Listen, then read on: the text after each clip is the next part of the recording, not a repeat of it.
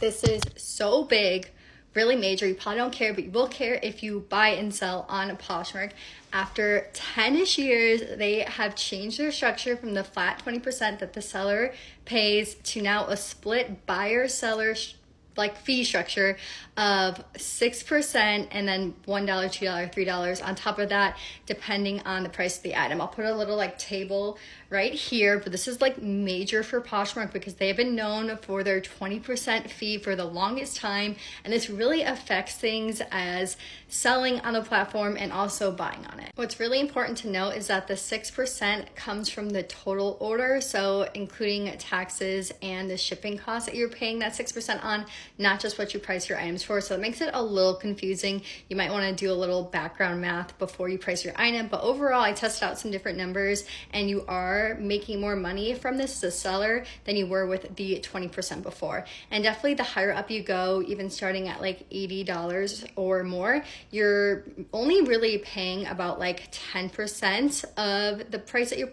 posting it at. So it is a lot more enticing to be pricing things and selling things higher, but of course that is not the case if you are a buyer when it comes to buying things on Poshmark. Because as a buyer, you're basically paying the same percentage that the seller is paying. So if you're buying something for $80, you could be paying an additional $10 for that item that you're paying to Poshmark. They're classifying this as a buyer protection, but honestly, your protection pretty much just stays the same. Because overall, after the buyer and the seller fees, I think Poshmark is taking more than 20%, and I do hope they're gonna be using that in order to help buyers and sellers with customer support and just authentication and everything. So as a buyer, you may be doing a little bit more shopping around for an item to see if it's posted cheaper anywhere else, because you're gonna be paying more on Poshmark. But if you're looking throughout Poshmark, you only like to buy things on Poshmark, everyone's gonna have the same fee structure. You're gonna be paying the same amount if you're purchasing just on the one app. If you're smart as a seller and you have things listed across different platforms,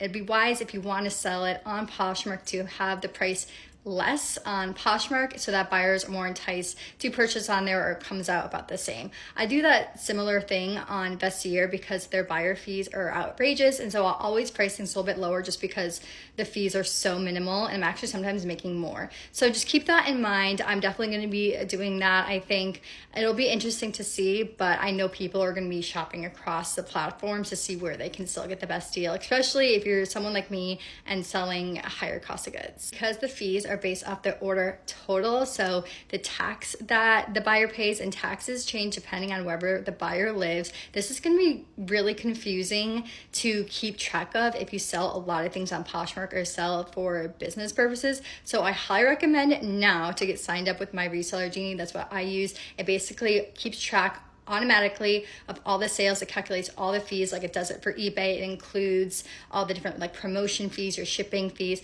They automatically import all that in, so they're going to be doing, I'm assuming, the same with Poshmark, keeping track of everything depending on all the order totals. So if you want a seamless way to make sure you're tracking this and don't have to go through every order and figure out what those fees are going to be, sign up now for my reseller Genie. I have 15% off, the link in my bio, and you have to use code RECLOTH as well. I'll put a link in the comment here, and I'll also go ahead and put a link to the blog post if you want to read up all about Poshmark's new fee structure.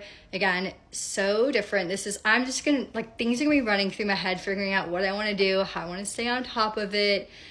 We're always pivoting.